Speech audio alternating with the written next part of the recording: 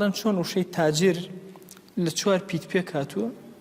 پێویستە چوار صفەتی لە خۆیان جێبەجێ کردبێ ئەبێ تەقوای هەبێ سەرەتا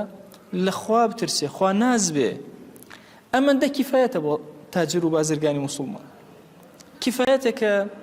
ئەم کەسە کەسێکی دیندار بێ لەگەڵ کافریشە دینداری خۆیەک بۆیە ئەبینی یەکێک لەو کەسانەی کە هەموو ئەندەنووسیای ئەمڕۆ هەموو لەسەر دەستی مسلمان ئەبێ و ئەبێتە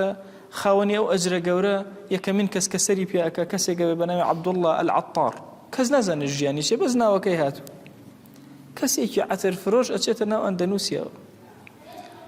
بە ئەخلاقی بەرزی بە ڕەوشتی جوانی وردە وردە کەسبی خەڵکێکە بەرەو دین ئەفەرمون معلوماتی زۆر کەم بوو لەسەر دین دوای داوای لە خەڵکی مسلمانە کرد بێن هاوکاری بکەن بەشکم پەیامەکەی خوا بگەیەن لەسەر زەویە بەو ڕۆحە بەهێزە دینداریەی